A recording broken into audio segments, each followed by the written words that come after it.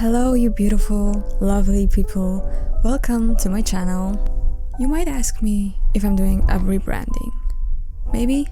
Honestly, I don't really know. I love making animations and I will probably post more at some point, but I wanted to make this channel more creative. And what is more creative than making your own clothes? Making a cure for cancer, maybe? Anyways, I love crocheting, I love knitting. I don't actually knit, I'm scared of knitting, I just use a central knitting machine. I love sewing. It's a lifestyle, man. Once you start, you never go back. Quick question, have you guys heard about the coastal granddaughter aesthetic? Of course you have. You're Pinterest girly, just like me. I've seen some videos that talk about the culture of aesthetics that's been blowing up for some time now. I mean, it is kind of cringy that now everything has to have an aesthetic and have an aesthetic name that ends with core. Imagine like McDonald's core. But I'm gonna play devil's advocate here. Don't boo me yet. Don't boo me yet. I just appreciate it as a way of categorizing clothing styles. It's much easier to search for inspo on Instagram, like using the names of these aesthetics. And is it like really a huge problem for people? Like, do people actually take it very seriously? Do they feel like they have to be a certain aesthetic or they'll die? I don't know. I just always thought about it as a silly name for a certain clothing style, I guess. But I mean, if YouTubers like talk about it this much, I guess there is a slight problem. I don't know. I'm not a smart person. Why are you looking at me?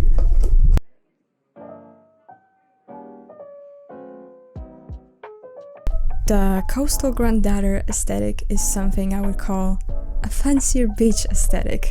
It's giving, my rich grandmother lives in a house by the beach. But I really like this style. It has a lot of beige, blues, whites, navy, and I have to admit it's pretty classy. Guess what I have seen a lot in inspo photos for this one?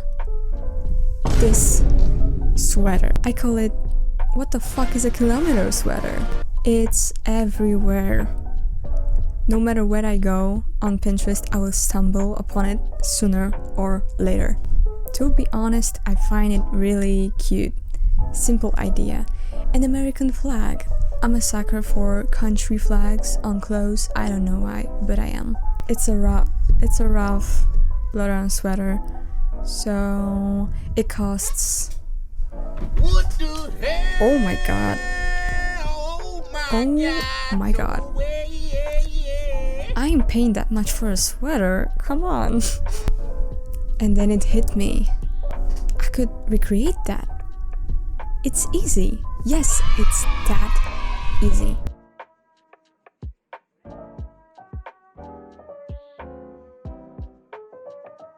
Step 1.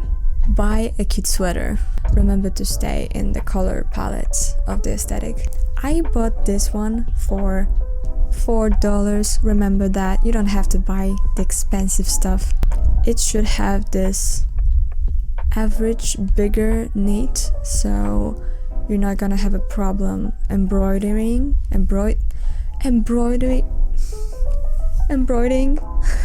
the stripes. Step 2. Mark where you want your flag to be and what size do you want it, actually. I made my flag, I made one stripe 3 stitches tall. Is that how you say it?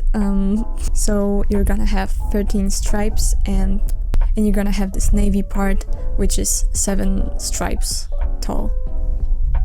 Why am I even explaining this to you? It's literally an American flag. Step 3. Step 3. You get to work. I'm gonna put a little tutorial on how I actually embroidered the stripes. Only for you guys. Only for you.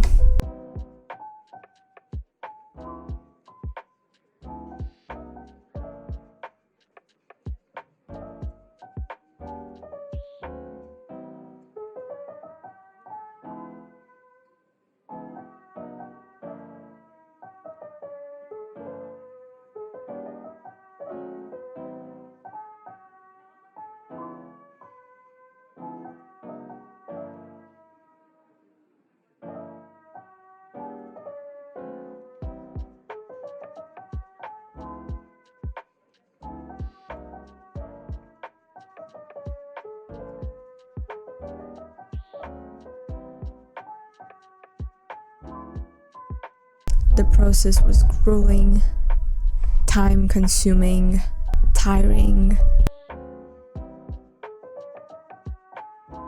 But I continued working to achieve the American dream. I'm not gonna lie, I've learned a new skill, and I'm very proud of how it actually turned out. Also, I sewed on these little tiny stars. They certainly look special, and sewing them on was so annoying. Still, it looks good though. It looks good.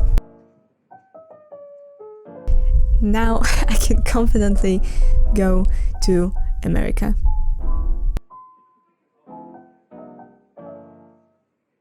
The next piece was a disaster. The whole deal was that I wanted to make a striped sweater on my newly bought Centro knitting machine. And before any of you starts bashing me in the comments, I know it's not perfect, but I wanted to buy something for absolute rookies, and I saw people making cute clothes with it on TikTok, and I thought, why not?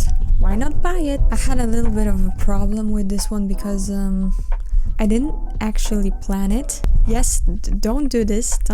Do not make clothes without proper prior planning. This is the reference, and this is the product. Yeah, who would have known that not counting the amount of stripes and stitches could go so wrong? Not that I don't like it, because the sweater itself looks cute, but it hurts to think that it could have looked even better, if you know what I mean. Also, a little obstacle happened because I'm not that good at using the machine yet. This little messed up stitch. And the worst part is that it happened to be in the front.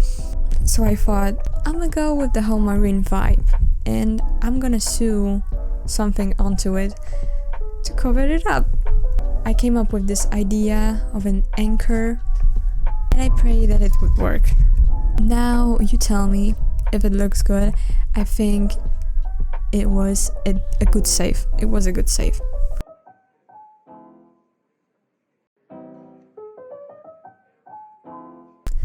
Last one was a bit of a surprise. While I was shopping for the America sweater, I saw this adorable little thing for also $4. It was giving Gilmore Girls, and I decided that I wanted to give it a little twist. Scratch that, reverse it. Not many of you know, but I love Wales. Not the country. I haven't been there yet. These ones though.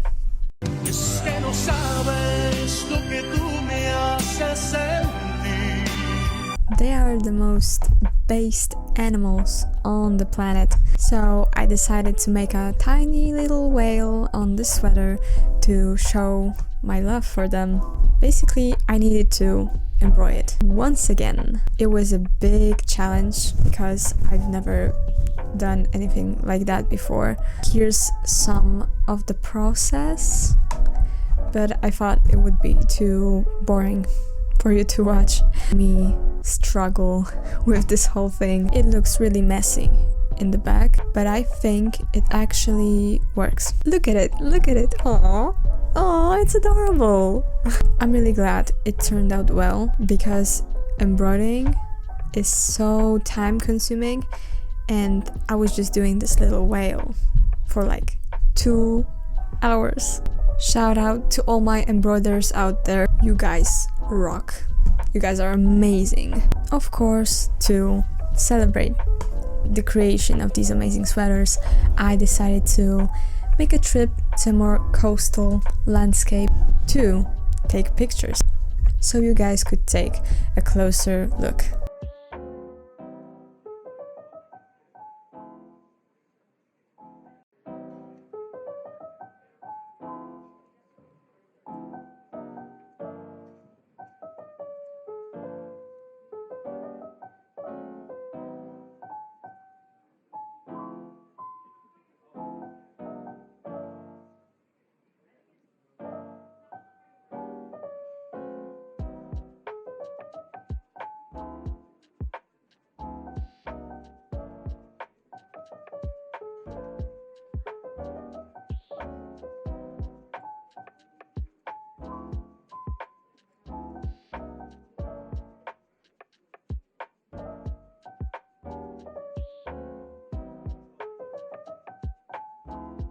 If you enjoyed this video, don't forget to like and subscribe.